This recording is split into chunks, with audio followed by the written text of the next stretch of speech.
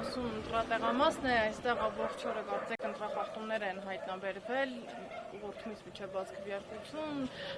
հրկիզվող արկղերի չհրկիզվող արկղերի բաց լինել եւ այլն։ Ինչպես է գնահատում այսօր Գյումրիում տեղի ունեցած այս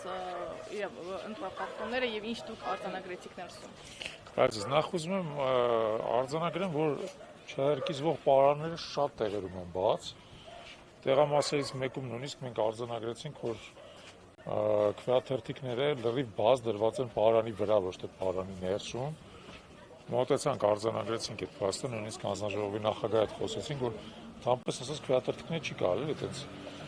անտեր թողած, կներեք ճակերտներով անտեր թողել, որովհետև ի վերջո դրանք ընտրական փաստաթուղթ են եւ նրանք պետք է պահված լինեն։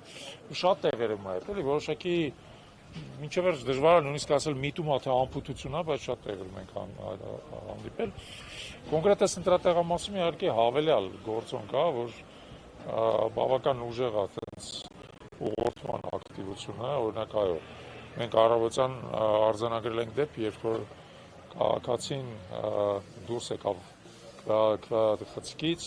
չքվեարկած, հանձնաժողովի նախագահը մոտեցավ իրեն եւ օգնեց քվեարկել, որ իհարկե անթույլատրել է, որովհետեւ քվեարկությունը պետք է բացառապես գաղտնի լինի։ Եվ այս տեղամասում նաեւ կա խնդիր, որը ոչ թե տեղամասի ներսում, այլ տեղամասից դուրս է։ Իսկ տեսել եք, այս խաչմերուկի վրա անընդհատ կուտակումներ են առավոտվանից, անընդհատ մարդիկ են գնում են, գալիս են, փորձում են այդպես ինչ-որ իմաստով ուղղորդեն, եւ այս ընտրատեղամասը հայտնի է դրանով, որ իշխանության տեխնացուն է ստեղ բնակվել, իր ազդեցությունը ստեղ մեծ է, ընտրական տեղամասից տարածիորեն 50 մետր հեռավորության վրա ինչ-որ գրասենյակներ են գործում, որտեղ մարդիկ անընդհատ ելումուտ են անում,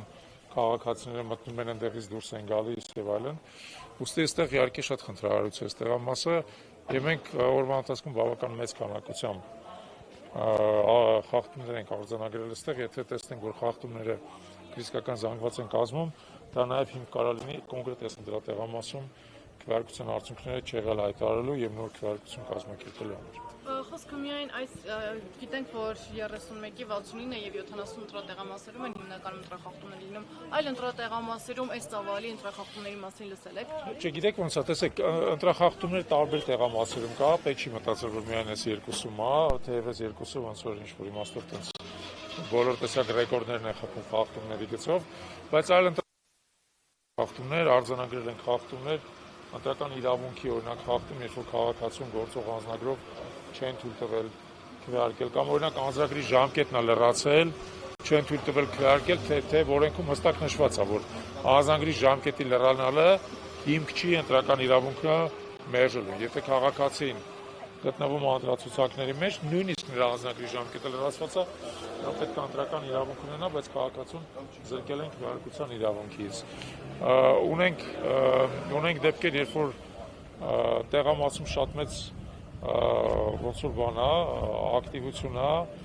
եւ ինչ-որ իմաստով խաոտիկ ակտիվություն է, քաղաքացիները մինչեւ վերջ չեն պատկերացնում, ինչպես է պետք քվեարկել, ասենք կոնկրետ այս տեղամասում էլ դեպք ա եղել, երբ որ քաղաքացին քվեաթերթիկը դրել է ծրարի մեջ, բայց լավ դրված չի եղել, իրեն ասել են, որ պետք է մի քիչ դուրս քաշի քվեաթերթիկը, որպեսզի հնարավոր լինի դրոշմանիշը դնել, դուրս քաշելուց քվեաթերթիկը ճղվել է։ Դրանից հետո